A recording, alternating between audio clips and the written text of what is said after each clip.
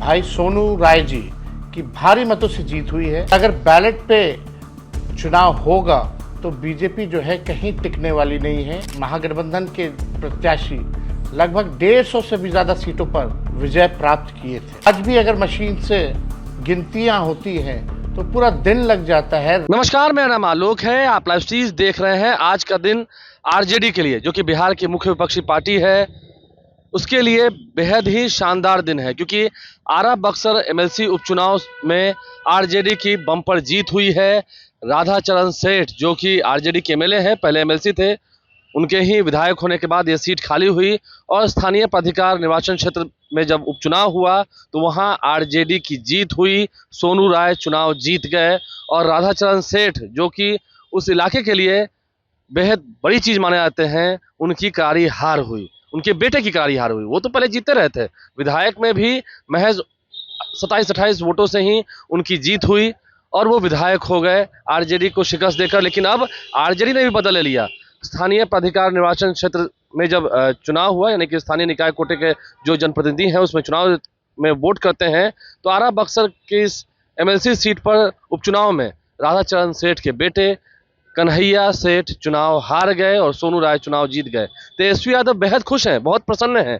क्या कुछ कह रहे हैं हम आपको सुनाते हैं। लेकिन बिहार के उप मुख्यमंत्री विजेंद्र प्रसाद यादव के भी खूब चर्चे हो रहे हैं इस चुनाव नतीजों के बाद।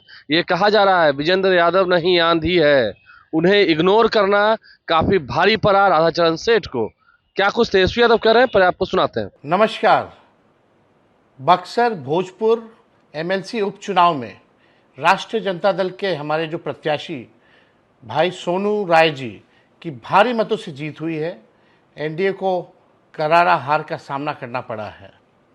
मैं अपने दल के सभी नेताओं को, कार्यकर्ताओं को, मतदाताओं को शुभकामनाएं और बधाई देता हूं। आप सब लोग जानते हैं कि ये चुनाव जो है बैलेट पे चुनाव हुआ है और अगर बैलेट पे चुनाव होगा तो बीजेपी जो है कहीं टिकने वाली नहीं है, एनडीए कहीं भी टिकने वाला नहीं है। आप सब लोगों को पता होगा कि जब बैलेट पे बिहार विधानसभा की गिनती हुई थी, जो अभी विधानसभा का चुनाव खत्म हुआ, राष्ट्रीय जनता दल और महागठबंधन के प्रत्याशी लगभग 150 से भी ज़्यादा सीटों पर विजय प्राप्त किए थे। लेकिन सरकार में बैठे लोग मशीन तंत्र, धन तंत्र, छल कपट करके हम लोगों को हराने का काम किया गया। आज भी अगर मशीन से गिनतियां होती हैं तो पूरा दिन लग जाता है। रात के 1-2 बजे तक गिनती होती है। पहले भी वही होता था, लेकिन कोई फ़र्क नहीं है। तो हम ये कहते हैं कि भाई जब समय उतना ही लग रहा है तो बैलेट पे ही क्यों नहीं वोटिंग हो। और बैलेट पे वोटिंग होती है तो परिणाम आप सब लोग जानते हैं कि एनडीए कहीं टिकने वाला नहीं है, बीजेपी कहीं टिकने वाला नहीं है। मैं पुनः बक्सर के, भोजपुर के मतदाताओं को, पार्टी के कार्यकर्ताओं को, हमारे गठबंधन के नेताओं को मैं दिल से धन्यवाद देना चाहता हूँ। बहुत बहुत धन्यवाद। तो तेजस्वी यादव ने क्या कुछ कहा है। जब जब बैलेट पेपर से चुनाव हुआ है हमारी पार्टी जीती है। विधानसभा चुनाव में भी कैसे हमारे साथ धोखा हुआ, 100 से अधिक सीटों पर चुनाव हरवाया गया, ईवीएम का इस्तेमाल किया गया।